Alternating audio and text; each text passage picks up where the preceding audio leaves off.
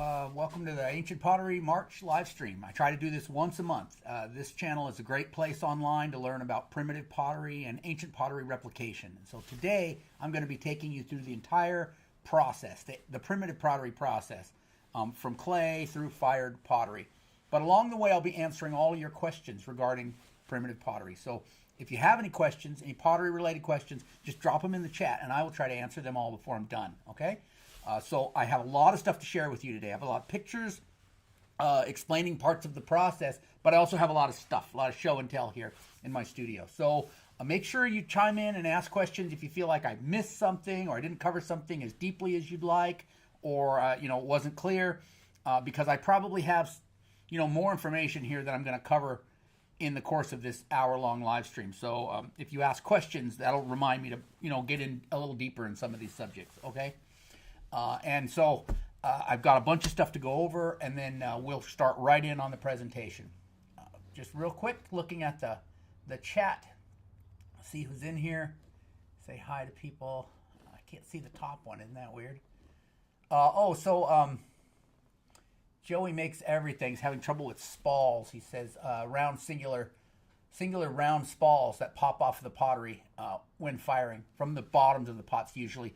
Joey, that's usually moisture that's causing that problem. And as Ghosty Ocean said, it could be because as you're warming them, or even if you're not warming them, you're just bringing them out to fire, you could be sitting them on slightly damp ground, and that dry ceramic or that dry clay will wick up a little moisture. But it could be that you're not preheating them properly. So it's real common, in my experience, to miss the bottoms, right? It's easy to set it on the ground in front of the fire and warm the sides, rotate it so the sides are all warm, but you forget to tip it up and get that bottom heated good too. So there's a couple things you can do. You can just be more careful. Don't set it on damp ground. Like he said, sit it on rocks, sit it on sherds, set it on bricks, something to get it up off of that moisture. But also make sure you heat it good, or preheat it in your oven. Then make sure you got it heated all the way around real good. So yeah, most likely that's moisture. Joey says, well, I actually keep them on a hot wood stove before firing. I don't think it's absorbing any moisture before firing. You did make me think about something I never considered. Yeah, I don't know, Joey. It is probably moisture. You can try adding more temper, but it doesn't sound like thermal shock if they're, round spalls. Looks like Jerry's here. Hey, Jerry. Grubenlamp. Hello there, people. Angela's here. Good to see you, Angela. Jake, I fire pottery in a Dakota fire hole, and it's nice because there's little to no smoke. Yeah, Dakota fire hole is a great way to do it.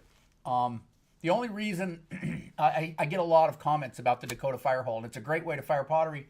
My buddy Chad Zuber, some of you might be familiar with his channel, has fired a lot of pottery successfully in a Dakota fire hole. Works great.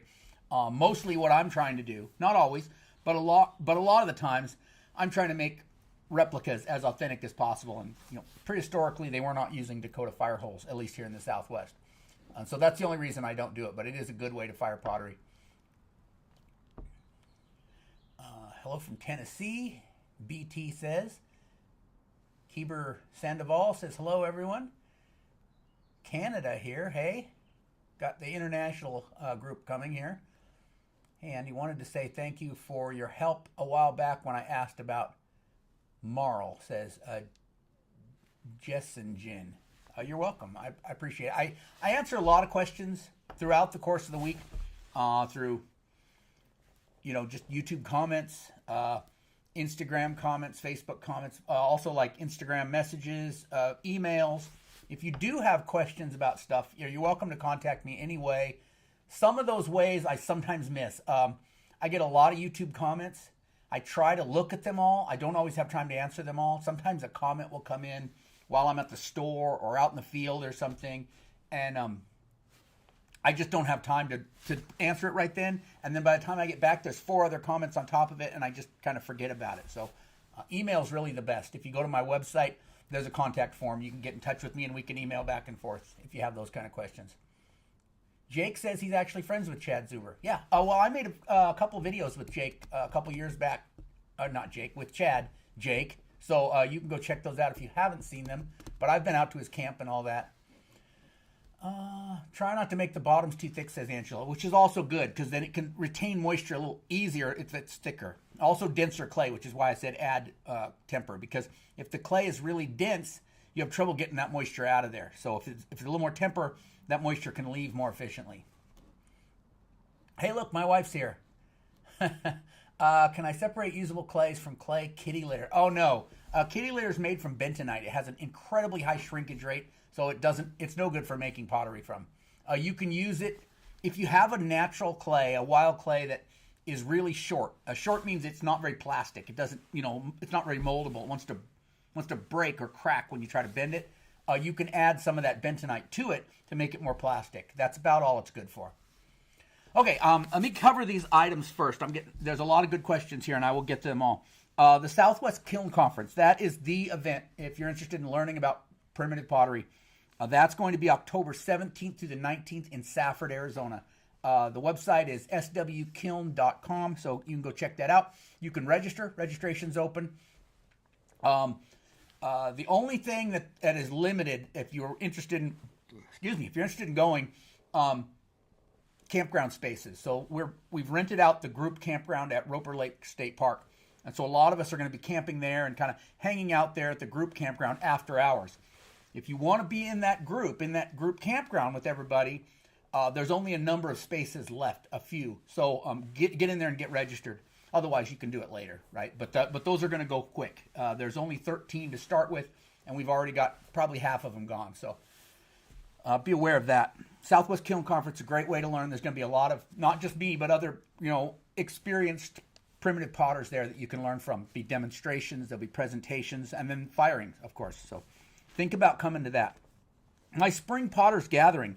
Now that's going to be a smaller group than the conference, not going to be as involved, a lot more informal. And we're going to be camping out up in the mountains in central Arizona, up near Show Low. And that is May 3rd and 4th. And we're probably going to just collect some clay. We're going to collect clay. We're going to fire some pottery if there's not, fire restrictions or something. I mean, aside from there being fire restrictions, and there's no way for me to know, without a crystal ball.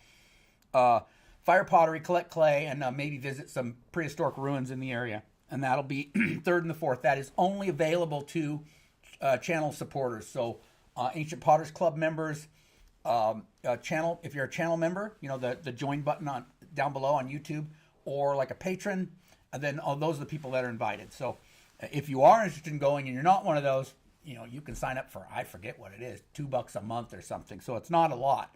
And you can join us and hang out on the first weekend in May, which should be nice, and that'll be fun. And if you can, if it's not too much trouble, if you hit that like button for me, that'll help me out a lot with the YouTube algorithm. The other thing I wanted to let you know about was John Olson. A lot of you may know John Olson, who he is. He's been in a few of my videos. Specifically, there was a really good video I made 2021 about how John makes corrugated pottery, and also went into like his life story, kind of how he learned pottery and how he got into it and stuff. So you can go back and watch that.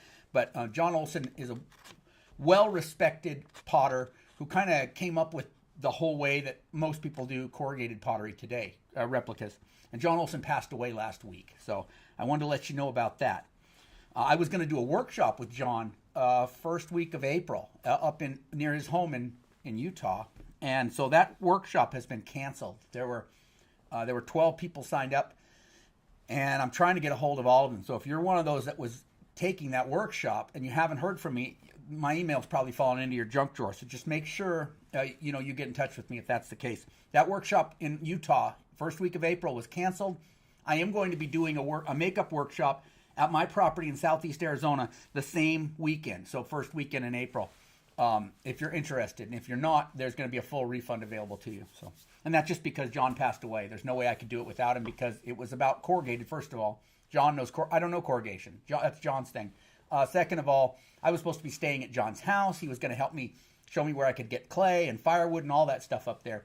Now Kelly offered to help, but Kelly's got a workshop in Northern California around the same time, so it just didn't work out. So I'm making do with the workshop down here in Southern Arizona. Okay, move right along because I got a lot of stuff to cover, and I'll go back to the chat real quick, make sure I've answered all your questions, and then I'll get into the content today, talking about the primitive pottery process. Okay, Let's see, where was I? Good morning from Tasmania. All right, Smug Glass, good to see you here. I bought some decomposed granite to use as temper. Yeah, that'll make a good temper. Says, let's see. Hey, that's Rio Pro Rock. Hey, long-time watcher, first-time commenter. Love your channel, Andy. Making traditional pottery has benefited the overall quality of my life. That's good to hear. Jack, smile. Did a number of single firings this winter here in Illinois, says JS. Had varying success of about 10 pieces, 7 or so. I'm making a mistake here. 7 or so firings. I had around 4 pieces that came out well. Yeah, well, that's not bad for starting off. Hopefully you're learning something along the way. You're going to improve your success rate as you go forward. Really like that Bobby Silas video you did. Any upcoming potters you have your eyes on lately? The problem is, I'd say your name, but VVOMB4T. There's only so many potters out there doing this kind of pottery.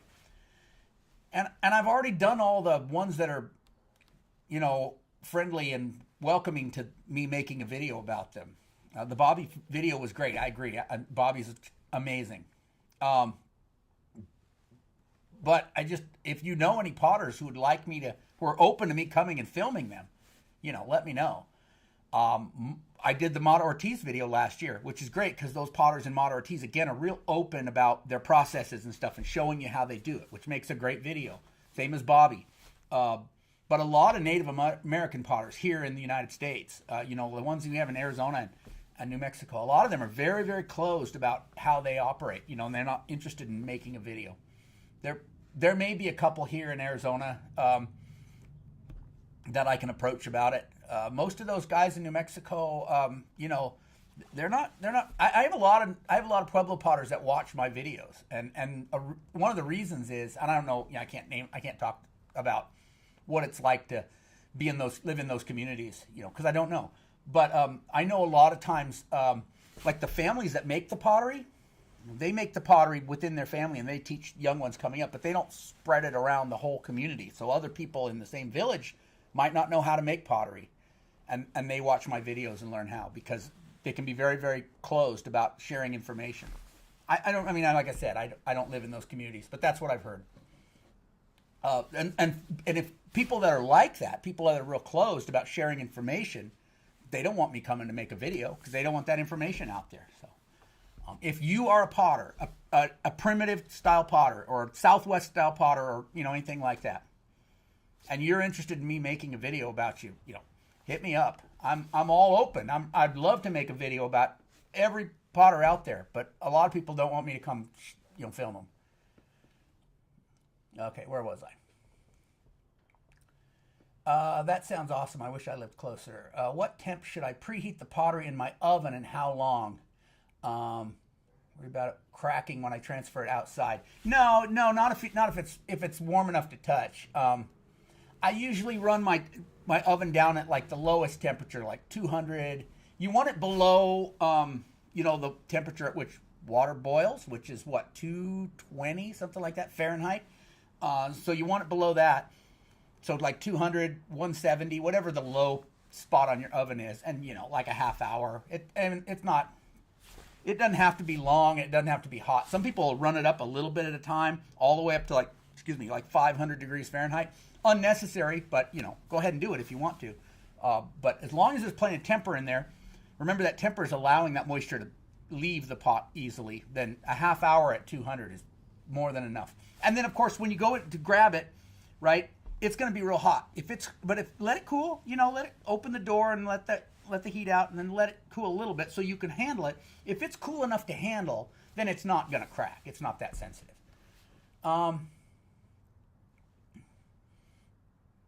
Okay, let's see. Hi from Cancun, Mexico. Hi, Diana. That's cool. Are there going to be any spaces open in that class you're teaching? So my wife says, are there going to be any spaces open in that class you're teaching people who may... No, they're not.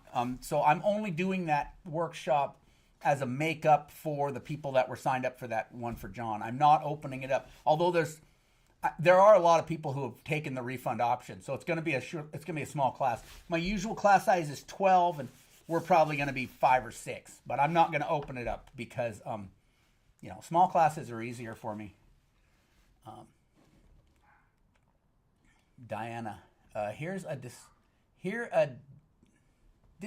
disciple of the deceased master potter Eusebio Ortega from Mata Ortiz. Oh, I've never heard of him, but there's a lot of great potters in Mata Ortiz I've never heard of, so not surprising. I just got started and bought a wooden plate with a gentle, continuous curve to it to use as a puki. It's about 14 inches in diameter. Do I need to make it smaller? It depends on the size of pot you want to make, right? I mean, 14 inches is pretty good size. You could make a big pot with it, but maybe you don't want a big pot, One thing I've done, I don't think I have any right here that I can show you, is if you go to, those of you that live in the United States or, Canada, you can go to Target and they have wooden bowls that have a really nice curve on them. They make perfect pukis, but some of them might be a little bigger than you'd like.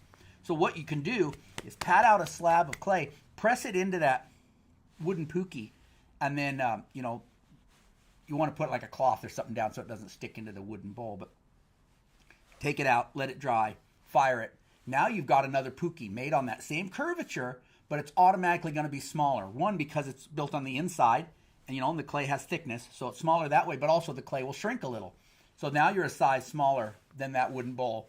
And if you want another bowl that's even smaller, you make another puki out of that first puki you made, and now you've got a size smaller yet. So sometimes you can take a larger bowl and kind of make pukis that are the same curvature in a variety of sizes that way. Interesting aspect of it. Appreciate the response. Smart solution. Okay, let's get into the content then. Ready? That is a bowl of salsa. Sitting next to my slip. So the point was, you never know. You might have slip and you might have salsa. Be careful what you stick your chip in. My friend Bobby once took a drink of his organic paint on accident. Put it in his coffee cup, and accidentally took a drink of it. So you never know. So this is the first thing you're going to need if you're going to get started in primitive pottery. The first part of the process is clay. Now you can buy clay. There's a lot of great clays out there that you can use. I did a video a couple years ago where I used a bunch of different commercial clays. I put 20% temper into them, kneaded it all through, made pots, and took them out and fired them.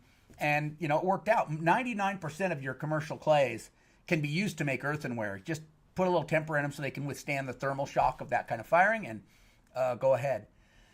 I have used some of that low-fire red clay that New Mexico clay sells. I don't remember what their website address is, but that's good hand-building clay. And if you get that, the micaceous, all that mica works as extra temper. So you can use it as is. You can add a little extra temper if you want. That's a good choice for buying clay if you want to just get started, because this is sometimes this is the hardest part of the process, right? Finding clay. Finding good clay. You might find clay and it's not so great, so it may take a while. And sometimes, you don't want to lose your enthusiasm by doing a year-long clay hunt and not being able to get started. Sometimes it's better to buy some clay and get started while you keep your eyes open for good clay also. This is out on the playa last year when we had our spring potters gathering. We were collecting clay out on the Wilcox Playa. That's Nancy and Nathaniel and Jules and myself. I'm on the right with my head cut off there. And let's see.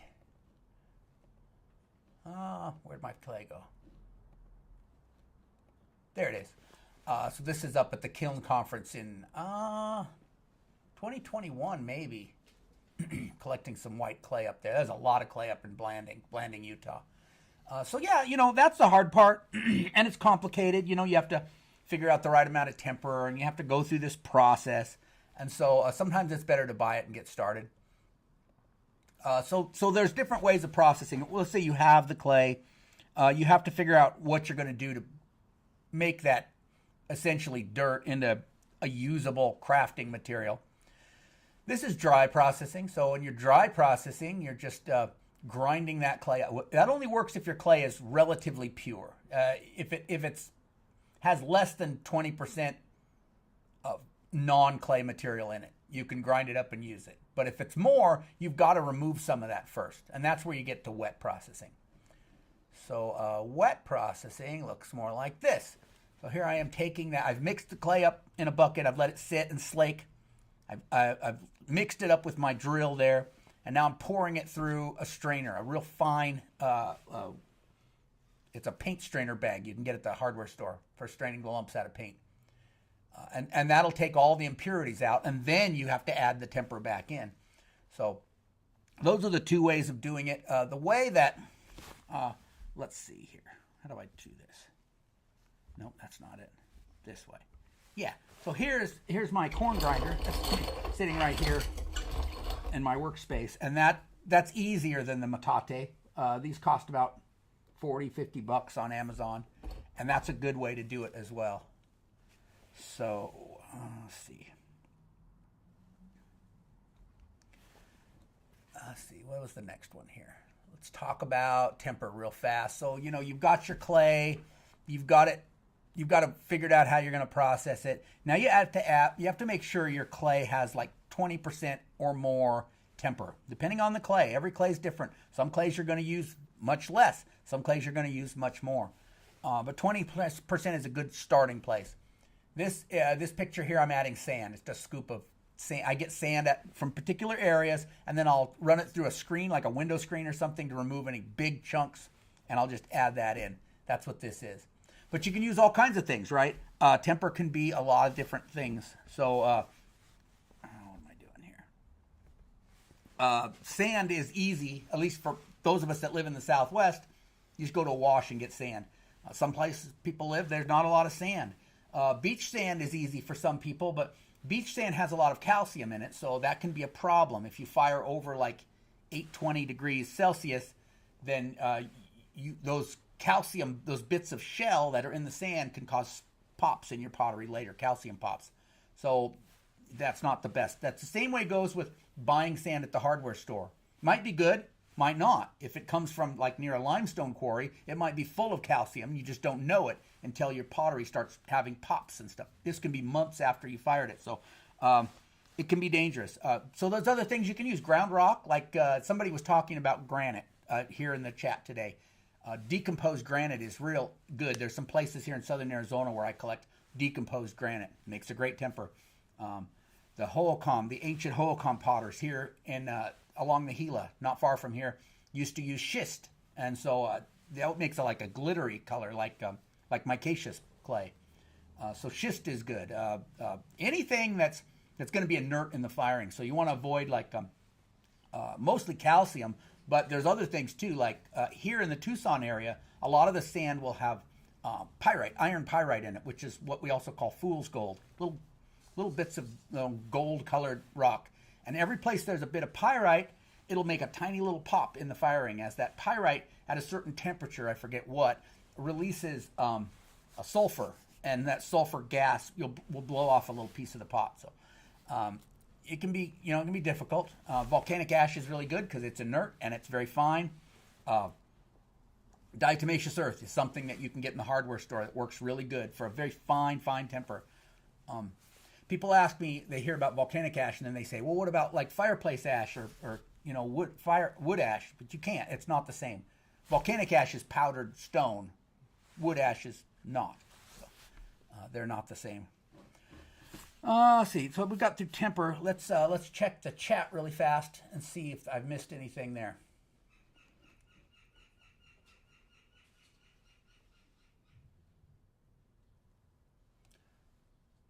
Becoming a clay hunter, I cannot look at soil the same way ever again. Oh, that's true. Once you start hunting for clay, you'll start seeing it everywhere and pulling off the road all over the place to check out some dirt.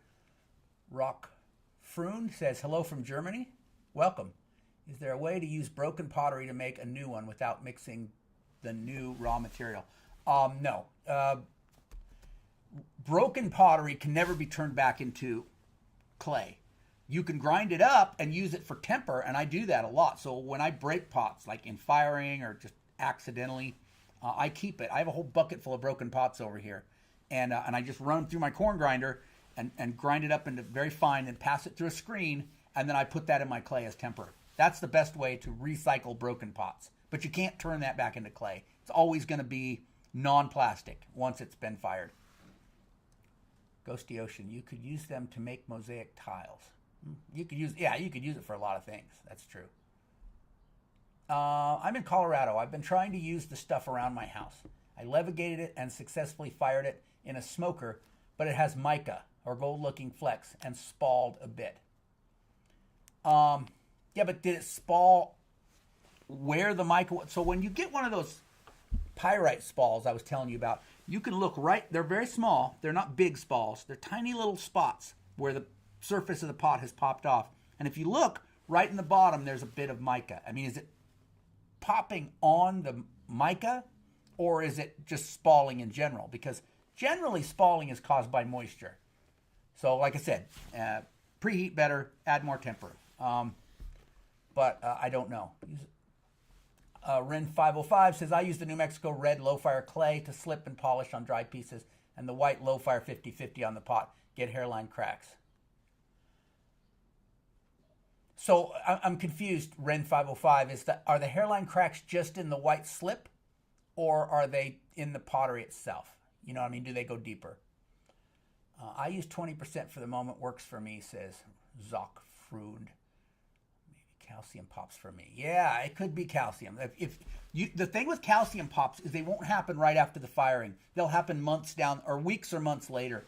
So what happens is in the firing, that calcium turns to calcium carbonate in the firing turns to calcium oxide.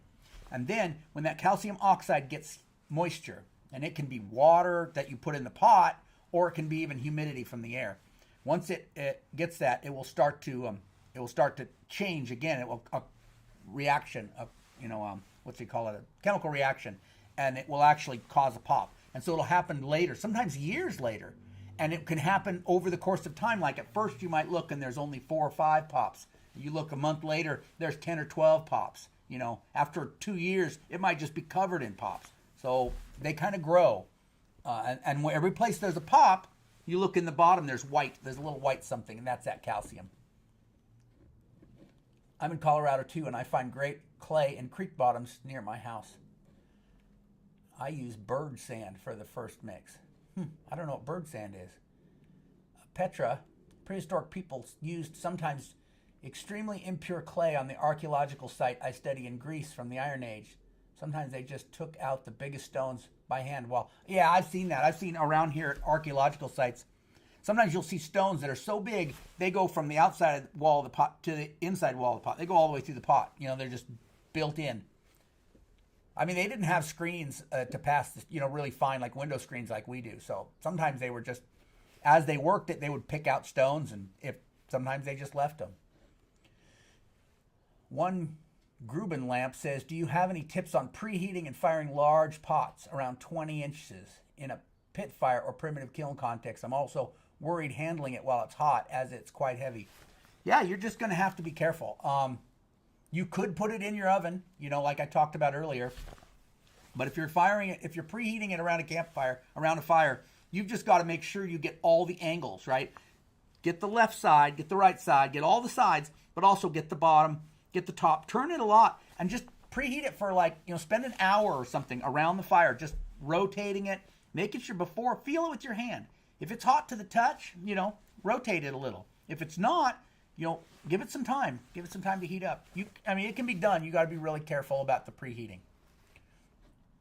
What is with basalt fiber? I don't know anything about basalt fiber. There's definitely pyrite a boot. Can you levigate that out? No.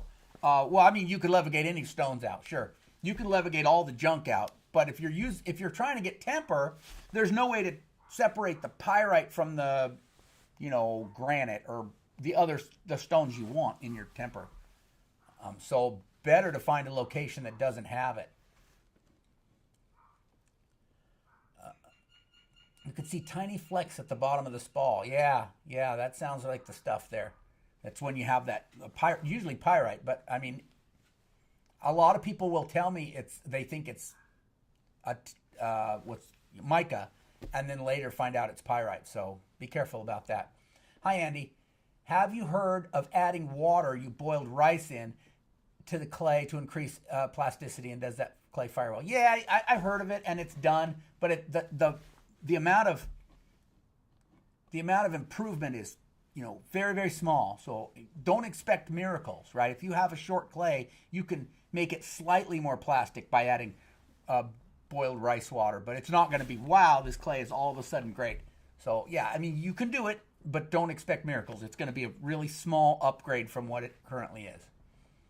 Maybe make a Boy Scout style reflector oven to preheat the big pot. Yeah, I suppose you could do that, kind of radiate some of that heat back. Okay, let's get back to the content. All right. So we were talking about temper. We're going to talk about forming pots, different kinds of forming pots now. Now I'm covering a lot of these very briefly because this is just the overall process. If you need any more specific details, just like I did on the clay, just go ahead and ask them, okay? Because I'm going to be covering this pretty quick. So there's different ways to form a pot. I usually do coil and scrape. This is a picture of the coil and scrape method, where you make a coil, you pinch it down, you scrape it smooth, you add another coil, you keep doing that to build it up. But that's not the only way. There's a number of ways to do it. My friend Tony Soares likes to do paddle and anvil. These are Tony's hands doing paddle and anvil.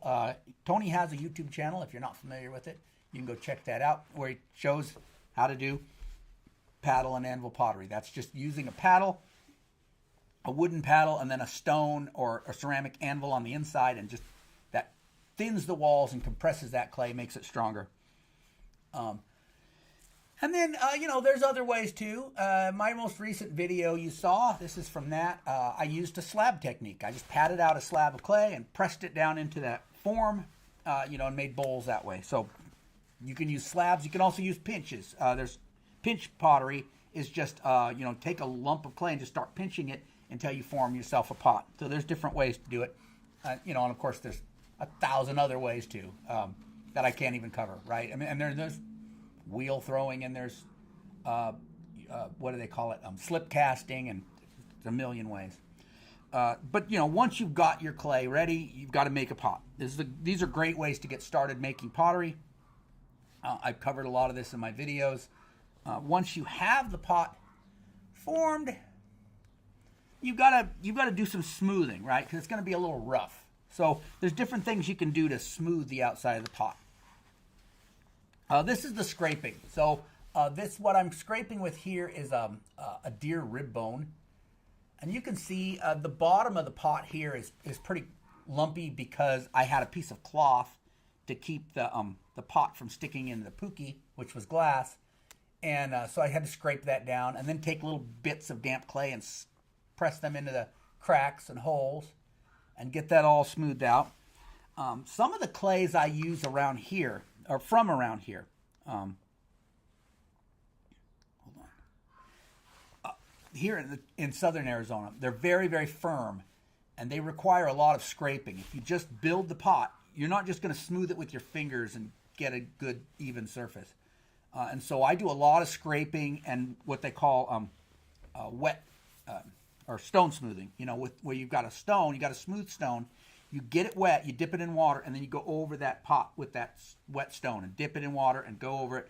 And that's after the scraping, because the scraping will dredge up pieces of temper, and so you'll get like a rough texture, and then you have to smooth that down. So I do a lot of that with the pots I make with clay down here.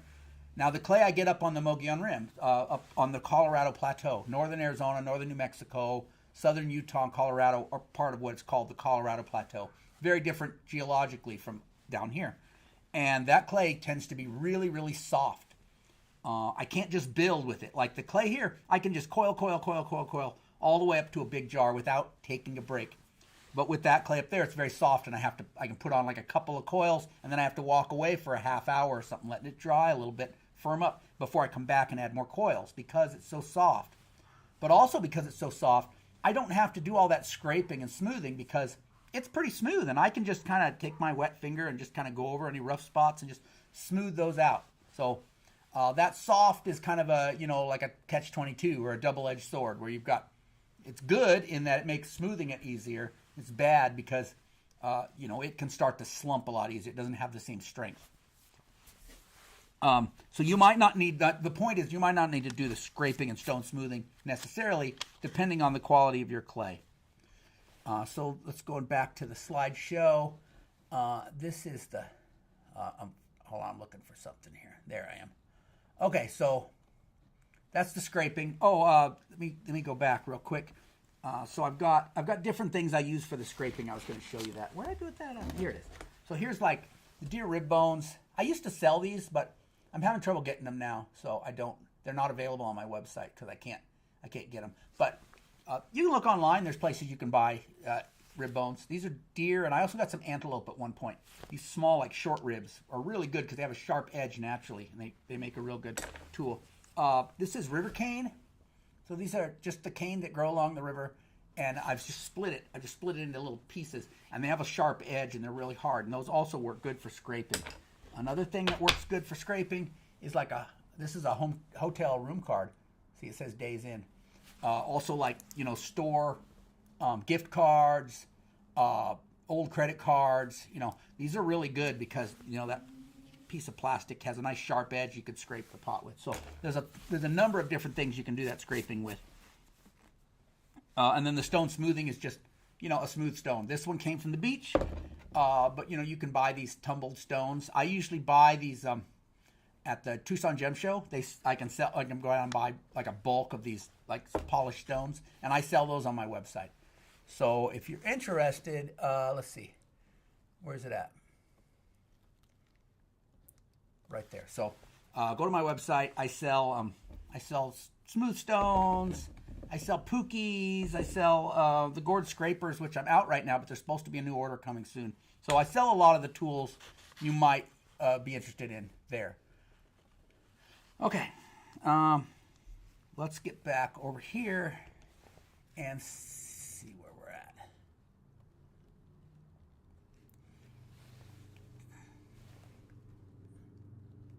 Rims. So the rims are difficult, you know, to get a nice smooth rim. I sometimes spend a lot of time. I get down low and kind of look across the pot, kind of eyeball across the rim, and then you can see the high spots. And I'll take my cutting tool. You know, sometimes it's a little knife, a little paring knife.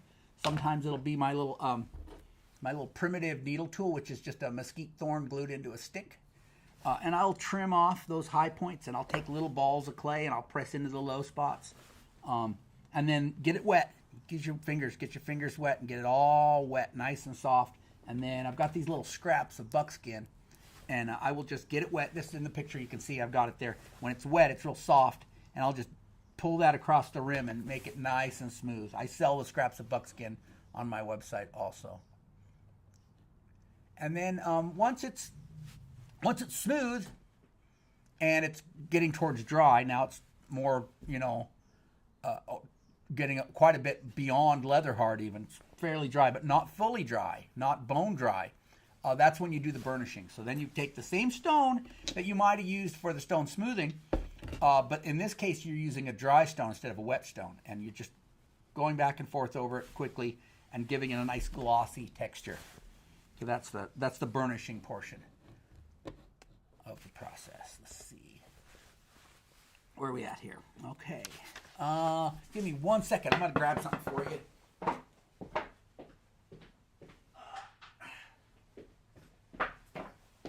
Sorry. So these are the, this year I went down to the gem show. This was a couple years ago. I got this, this was petrified wood from Madagascar.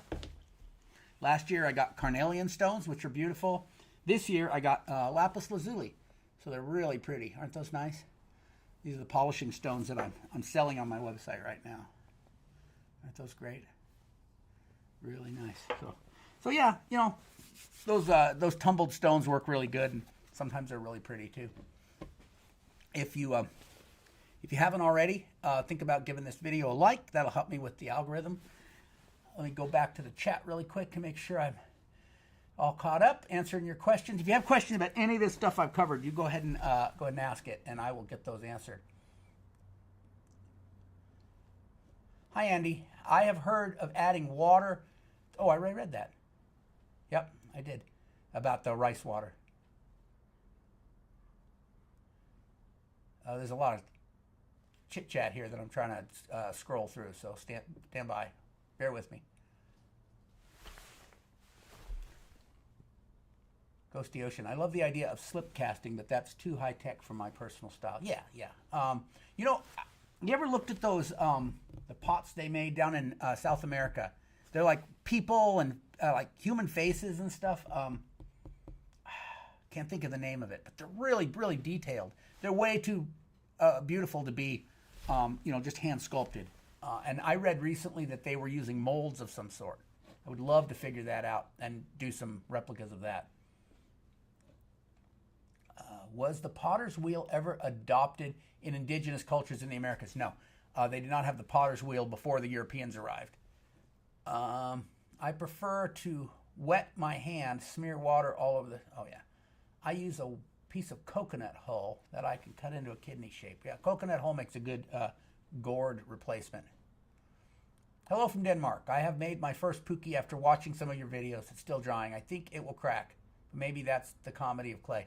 Well, hopefully it doesn't crack. I know a lot of people have had problems specifically with pookies cracking, and I've never had that experience, so I can't say, but I know a lot of my students have complained that they have trouble making pookies that they don't crack. But think about this. Even if there's a small crack in your pookie, you can still use it, you know, because it doesn't have to be perfect. You can even glue it together and still use it. The same people who didn't process their clay often used only their hands to smooth their pots on the Greek archaeological site I work on. I tried it out too. Works very well. Yeah, like I said, Petra, it has to do with, it makes a big difference, the quality of the clay. When burnishing with oil, do different oils create any coloration when firing? I don't have, first of all, Captain Debris, I don't have any experience with polishing with oil, so this is merely speculation on my part, but I don't think so. I think that oil would completely burn out in the firing and not make any coloring, but again, I don't have any experience. Pamela Buss is here. Hi, Pam. Hi. How do you keep your hand-built plates from warping? I've done this with tiles before, okay? Where you make a tile and then you let it dry between two flat objects. So sheets of plywood, sheets of gypsum board or sheetrock, right?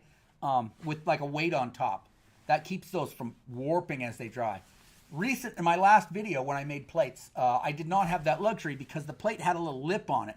And I didn't want to smoosh that lip with a heavy thing. So I just let them air dry and they didn't warp. So a lot of that has to do with your clay. Some clays are more inclined to warpage than others. I suppose if I was making plates and I was really experiencing problems with warpage, I might figure out some way to press it down without squishing that rim down. But like maybe if you just had it just inside the rim, something. But you've got to, a lot of times you've got to press it between weights to keep it from warping. I know that. All right, moving right along. What are we at? 11:43. We're doing good. We're doing good. We're going to get into decorating pottery now. Let's see. Did I already mention? Oh, yeah. Okay. Let's get back in the slideshow then. We're on. This was the burnishing. And now we're going to talk about slip. So slip is just a way to add, well, it does a couple things. One, it adds color to the clay. So a lot of times the clays that have the right working properties for making pottery are not the most colorful clays, right? So those that we might find have the good qualities for forming pots might be brown or gray or something boring. And we want our pot to be red or white or, you know, whatever, yellow, you know, so you've got to slip it a lot of times. And that just means, like, we're just refining this. These are natural clay colors. They've just been refined through levigation. That means putting them in water, letting them sit and soak, mixing them all up, allowing those larger particles, those non-clay particles, to settle, and then pouring off the fine material from the top. I think a lot of times they call this terra siglata, which is just super, super fine levigated clay. And so these slips can then be applied to the outside of the pot to change the color. But also, because they're levigated, because they're really fine, they also take a polish really good. Usually they're easily kind of, you know, manipulated to make a nice, smooth, glossy surface. So that's a slip. That's a good way to, not only for covering the pot. Like both of these mugs here have been slipped. The yellow one was made of a brown clay. They were both made from brown clay, and the one was slipped yellow, one was slipped green for color. But you can also use it as paint. So you can actually paint designs with the slip. You know, you don't have to just cover a broad area with it. Another way to decorate pottery, oftentimes after it's been slipped, is with mineral paint. So there's different kinds of paint you can make to paint designs on your pot. Mineral paint is made with ground minerals. So from left to right, those left two are copper carbonate. So those would be things like azurite, malachite, chrysocolla, you know, copper minerals that are ground up. The next one, that yellow, is limonite. That is, I believe, iron hydroxide. The red is iron oxide, red iron oxide, also called hematite in its natural form. The brown is actually clay, and then the black one on the right is manganese dioxide. So what you find is they don't always fire the color, you know, you're seeing here. So that manganese dioxide will fire black, so that's good. The red, that iron oxide, will fire red in oxidation, but in reduction it will fire black also. The yellow is also iron, so that will fire red in oxidation, or you can turn that black in reduction. Now the two blue-green colors over there, the copper, those will not stay that color, unfortunately. They will turn a dark gray or black in oxidation. So it's good to know what you've got. And now if you want to make paint out of a mineral, oh, where's that like button again? If you want to make paint out of a mineral, you've got to add something else to it, because it's just a powdered stone. It's not going to want to stick to the outside of your pot the way it is.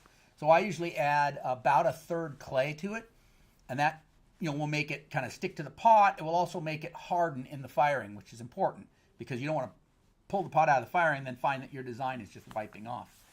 So a little bit of clay added to it. You can also add an organic binder. That would just be like a tree sap or some kind of boiled down plant material that's sticky and kind of syrupy, and that will kind of make it stick to the brush, give the paint some viscosity so it flows off the brush, sticks on the pot, keeps it from wiping off before it's fired. So my general recipe for black mineral paint is 1/3 manganese, 1/3 copper, and 1/3 clay, and then just a dab, just a touch of that organic binder. For that red iron oxide, I just use half and half, red clay and red iron oxide. But yeah, you're not just going to paint that mineral on directly. And those minerals are processed very similar to how we process clay. They're ground up because they're minerals, right? So I'll use my corn grinder over here, and then I'll have, you know, like sand kind of after that. So then I levigate it. I put it in water, let it mix it up, let those larger chunks settle to the bottom, then pour off just the finest material. And I'll do that over and over again. And then that material that's settled, that's still the original mineral, but larger chunks. So I will take that, dry it out, pass it through the corn grinder again, really good, grind it up, and then levigate it again, get more out of it, because it's just larger chunks. You just have to get those fine chunks. So that's how I handle that. Mineral paint. Now, there's also organic paint. So let's go back over here and see. Organic paint is funny stuff. So this is some that is made from mesquite beans, but you can make it out of all kinds of things. Roadside sunflowers, tansy mustard. There's a plant called Rocky Mountain bee plant that's very popular. And it's funny because it doesn't just work. It doesn't just make black designs just because it's good paint. It has to be applied to a special slip. So usually it's a smectite, so like a bentonite or like a montmorillonite based slip. And then if this is applied to it and fired the right way, then you get nice black designs out of it. So organic paint is a little trickier than mineral paint. If you're a beginner, stick with mineral paint. And then we can talk about paintbrushes a little bit too. So let's, I can make paintbrushes. This is the leaf of a yucca. So a yucca is a plant. People call it a cactus, but it's not a cactus. I think it's in the lily family. that grows here in the Southwest. And you can take it in the middle, in the very center where the new leaves are growing up out of it, you can reach in and pull out a whole bundle of these. Or you just bring a knife and cut them off. And then sometimes they will chew. People just chew the pulp out of it, and then you get just the fibers, because it's very fibrous, and make brushes. So here's some of the brushes I use. They're very small, so once I get it kind of down, usually I don't chew it, I rot it. So I'll stick at the end in water, leave it in there for a week or two, and then I can just use like a butter knife or some kind of a blunt edge to get all the pulp out of it and free those fibers up. Once I get that done and I want to brush, then I can trim it. I'll trim it down to the length I want, and I can split the leaf this way, lengthwise, into as fine a brush as I need. So that's a good way to make your own brushes. But, you know, I also buy brushes. It's a commercial brush, and just go to the craft store and buy brushes, and that works too. Just like I said with the clay, you know, you can go as primitive as you want, but there's no shame in, you know, buying stuff from the store either. Okay, let me check on the chat real quick, and then it's 11:51. I will, after the chat, I will do some reminders, and then I will cover the rest of this, which is the firing process. So we'll be talking about the firing process pretty soon before we're done here. Let's see. Here in Guatemala, there are communities that use plastic bags to polish pottery. Yeah, I've heard of using plastic bags. I know some of the potters, I think in Bonda Ortiz, Mexico, use plastic bags. I forget which museum replicator it was, but they use a clay pookie lined with plastic, not fired, just dry clay. Well, yeah, if you know, if you're having trouble with stuff sticking to your pookie, you can line it with plastic or cloth or cornstarch or, you know, lots of things. The idea with basalt fiber is that basalt is fire resistant up to 1000 C. Huh, I don't know. Historically, did they make their pottery near the clay source, like on the spot work, or did they grab a load of clay and transport it before processing? I think generally they took it back to the village, processed it, made the pots. But, you know, like my friend Sherilyn Caver, she's a replicator up in Colorado, and she finds these places where they're making pottery far, far from the village, and she thinks that, like, the women at a certain time of year, you know, the women would travel out to these places, collect the clay, make the pots, fire the pots, and then transport the pots back to the village. So the ladies might go away. They might be away a week or two on their pottery thing, and then they come back with the completed pots. So, I mean, who's to say? A lot of things in the a lot of things that happened a long time ago are not recorded in the archaeological record, or hard to recognize. So maybe this was happening more than we think, and we just don't know it. Like down here, the archaeologists have found no evidence of pottery being fired at all, anywhere. But yet we go around on these ruins and we find tons of pottery sherds. So we know they were firing pottery. They just don't know how they were doing it because they can't find any evidence of it. Doesn't mean it wasn't happening, though. Chamberlain. Hey, Andy, some friends and I are going wild clay hunting this spring in central Ohio. I'm inspired by you and your videos. Thanks for all you do. That's great. I'm glad that I could inspire you to go wild clay hunting. I can't say I know anything about clay in Ohio, but I'm sure they have it. I mean, you got the Ohio River there, right? Discerning light. What about sulfur as a color? I don't know that sulfur wouldn't burn out in the firing. Sulfur also burns. Joey makes everything. Can you add mineral paint before you polish? Yeah. So if you watch that video I did on Mata Ortiz last year, they would actually paint. They would polish, then they would paint the designs, and then they would polish the painted designs so that they were all glossy. Traditionally in the Southwest, usually, you know, in prehistoric times, the painted designs were matte, so the background might be polished, but the painting was generally not polished. But you certainly can polish the painted design. You just have to be careful you don't smudge it and make a mess of it, right? So either you're polishing really careful right on the line not to smudge it, or like down in Mata Ortiz, they use soap. They put soap flakes on it, and that kind of lubricates the stone so that it can pass over the paint without smudging it. There's tricks to all that. Thanks for sharing your knowledge and experiences. Yeah, no problem. I'm glad to do it. Mike, for the manganese dioxide, I see it offered at different screen size. Is better, is finer better? Yeah. So if you're buying manganese dioxide to make paint out of, you want the finest you can get, absolutely. And don't breathe that stuff. Be careful if you're working with the powdered, that you wear a respirator or something to make sure you're not inhaling that, or do it outside in a well ventilated area, that kind of thing. It's in the asparagus family. What's in the asparagus family? I guess I'm missing something. How long do you dry your pottery before fire? So Zockfroon asked how long I dry my pottery, and it depends so much on the weather and your climate. So like where you live in Germany, it's probably fairly humid, and pottery may take months to dry. Where here in Tucson, I could fire a pot 2 days after I made it because it dries out so fast because it's very dry. So it's going to vary a lot. It's hard to give you a specific number of like days to wait because it depends. You want to make sure it's fully dry, which is why that preheating is important, because it'll feel dry in your hands. Preheat it, make sure you've got all that moisture out just in case. This is highly dependent on your environment. Yeah. Crisco works to help polish. Yeah, I've heard that. People using oils to polish. I'm going back to my reminders here. I'm going to go over the hour a little bit, so I hope you don't mind. The Southwest Kiln Conference is October 17th through the 19th. Check out the website. That's swkiln.com. That's going to be a big event with lots and lots of potters and a great way to learn about different firings and different ways people work. My Spring Potters Gathering is May 3rd and 4th.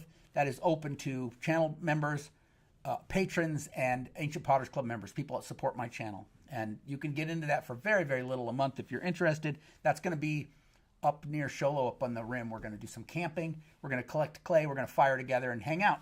That'll be fun. Hit the like button if you wouldn't mind, because that'll help me with the YouTube algorithm. Just a reminder to those that didn't hear earlier, John Olson passed away last week. He's a well-respected potter and replicator who lived in southern Utah. I made a video about him a couple years ago. Okay, those are the reminders. If you want to check out my website, I've got a lot of stuff there for sale. Pookies, gourd scrapers, I'm out right now. Smectite clay slips, yucca leaves, organic paint, all kinds of things. So, as well as classes, online classes. So check that out if you're interested in learning any of that. The last bit is about firing.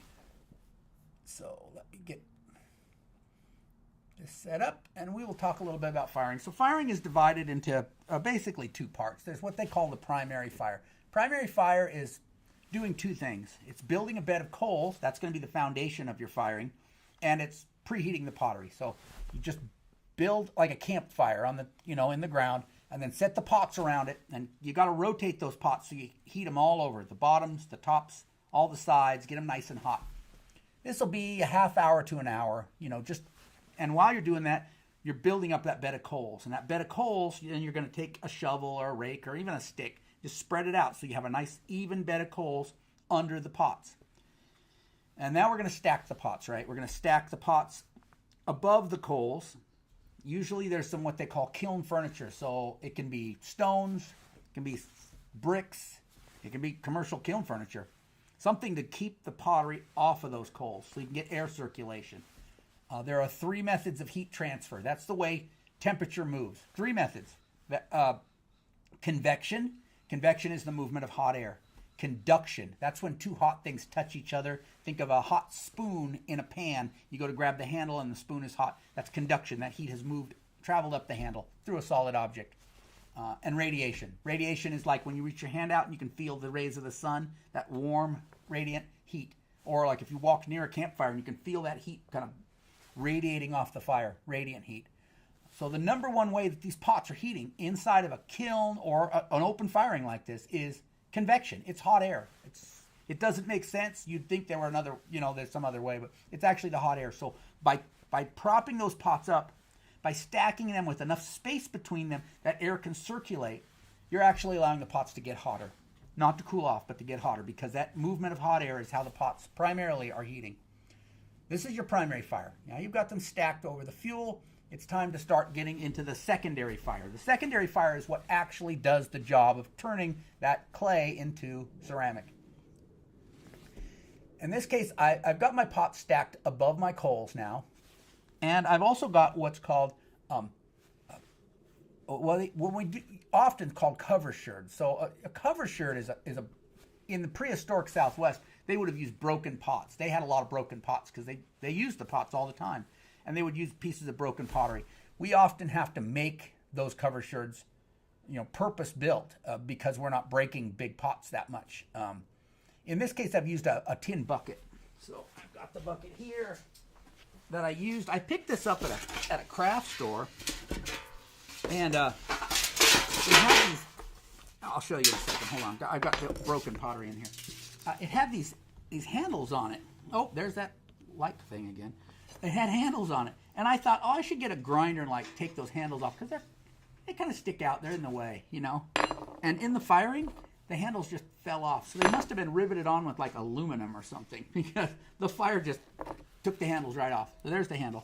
But this works really good because it kept the fuel from laying on top of the pottery and making it dark, so it acts as a cover sherd. Also, maintains that airspace, so you get better air circulation. And remember what I said, the hot air circulation is the primary way your pots are getting heated.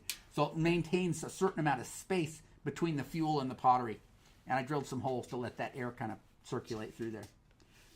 Now this is galvanized, so I often get on my videos, people, they'll leave comments, oh, you got to be careful of galvanized, you're going to hurt yourself. So when you heat galvanized, it gives off fumes that can make you sick.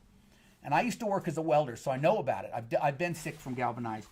But really, you've got to stick your head right up in there. Like when you're welding, you're this close to that thing you're welding, and those fumes are right there.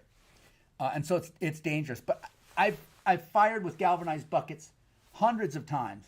I've never, ever, ever had a problem. Because when I'm firing a pot, I'm not sticking my head in the fire. I'm feet away from it. And when the smoke, those fumes are going wherever that smoke's going. Don't stick your head in the smoke.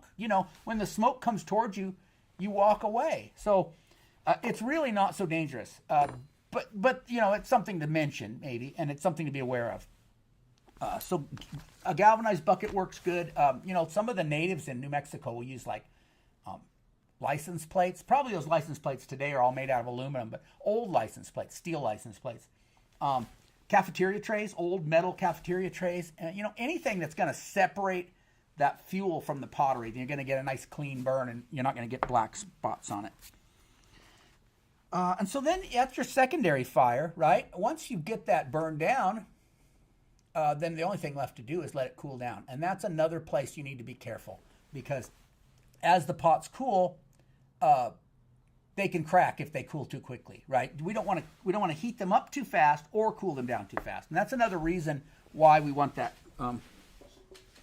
cover sherds or like a bucket, because that protects from radiant heat. That radiant heat can cause the pots to heat very, very rapidly, and they can crack. So that's a little protection against thermal shock as well. And then when you're cooling it down, let it sit there and cool with the bucket or the cover sherd in place. Then after 10 minutes, move that off, and then let it sit there and cool some more before you start pulling the pots out, just so they can cool slowly and start not cool too quickly and crack. And especially in the wintertime, if there's cool air or a cool breeze blowing, be super careful about that. Okay? That's it. That's the whole process. I think I covered it, but feel free to ask questions. We're about 3 minutes over, but I'm in no rush, so if you have questions, I will answer them all. Okay? Let's see. I'm going to go back to the chat, see where I was. Oh, it was Jules saying Crisco. Some people have allergic reactions to the yucca. It is better to rot it and not chew it. Yes, here in Illinois, I have to let larger, heavier pieces dry for weeks. Ghosty Ocean. My smaller pieces can dry out that same day. Larger pieces can take a week in my area. What happened when your temp is too high? It depends on your clay, right? Every clay has a point where it's so hot it's starting to literally start to melt, and your pot can start coming apart. So it depends. I've got a friend or a student out in L.A., and she's had so many overfirings. It must be like her clay just has a very low temperature tolerance. And some clays, you know, they can start to come apart. So if you get too hot, you can get little blisters. You can get where it's kind of like looking kind of bubbly. You can get places where it's just kind of cracking and coming apart. You'll notice when it gets too hot. But generally, like, it depends on the, like I said, some clays, you'll never reach that in an open firing because that temperature is, you know, 1,500 degrees Celsius. You're not going to get, if you work really hard, you're fortunate to get over 1,000 Celsius if you worked at it. So, you know, unlikely you're going to have that problem in an open fire. Captain Debris, can you use a planter pot to cover your pottery instead of a bucket? Sure, yeah, and down in Mexico they do that a lot. They'll use like, you know, like an earthenware flower pot. Sure, most flower pots that you buy in this country are pretty fragile. They won't handle the thermal shock. So like if I just go down to like Ace Hardware and buy a regular, just a traditional, what do they call it, like a terracotta flower pot, right? I've used those for cover sherds before, and you can use them once because when you go to take them apart, that pot's all cracked from the thermal shock. So you need something with a little grit in the clay to protect from thermal shock. So like those like Mexican, you know, big, heavy earthenware flower pots work better than your typical American terracotta flower pot. You can still use them, but you can only get one use out of them. That's the thing. Yucca is edible, but has saponins, soapy. My bucket, like you, that one has an aluminum rivet too the first time I used it. Actually saw the aluminum pour out of the side of the handle and fell off. Yeah, that's what I figured was, it must be an aluminum rivet because those handles just fell right off. I didn't see them fall off though, that's funny. Did you ever put the fuel inside the bucket in contact with the pots? Nope, I've never done that. Yeah, that would be different. That would be different. It might work. Andy, I'm dumb. Please finish this sentence for me, if you'd be so kind. If you have pyrite in your clay, if you have pyrite in your clay, then that pyrite, when it gets to a certain temperature, you could look it up online. I just don't remember what it is. When it gets to a certain temperature, that pyrite goes through a chemical reaction and it releases sulfur. And that sulfur, excuse me, I've got a little choke here. And that sulfur will cause a little pop on your pottery, just a tiny, tiny little pop. And so when you pull the pot out of the firing and you're looking at it, you've got these little spots on it. And you look in the bottom of that spot, right in the bottom, you'll see a little glittery something, you know, little golden shine in the bottom. And that's that little piece of pyrite that caused that piece of pottery to come loose because of that sulfur, that off-gassing. So you don't want pyrite in your clay, you know, optimally. I've used it. A lot of the washes here real close to where I live have pyrite in them naturally. And it's not the end of the world. There's not a lot of it. There's just a couple maybe on each pot. So you can live, I mean, in small amounts you can live with it, but I'd rather not, right? Especially if you go to a lot of work painting a nice design and then you've got these stupid balls in the middle of it. You know, it's annoying. Let's see. Marshy. I live in an area with a lot of red clay dirt, and I just make my own clay. Thanks to you. Oh, appreciate it. Yeah, I'm glad I could help. Donahoe Pottery was made down the street from me. I don't know what that is, Donahoe Pottery. Is there a type of clay you recommend for cookware, like a pie tin or a skillet, to avoid thermal shock cracking? Just be sure you use a lot of temper. If you're going to use it for cooking, you want it to withstand a lot of heating and cooling, you know. So a lot of temper in your clay, extra temper. And then when you heat it up, don't just put it on the stove and let it heat up. It could crack, right? Soak it in water first, and that'll help kind of dissipate that heat a little bit. Or heat it up slowly, like heat it in the oven before you stick it on the stovetop. That's good advice for cooking. I'm going to be making a cooking pot in the Ancient Potters Club next month. So if you're interested in making a cooking pot, join the Ancient Potters Club. We're going to start working on our cooking pot 1st of April. Okay, thanks everybody. I appreciate it. I hope I answered all your questions. I hope you enjoy the rest of your Sunday.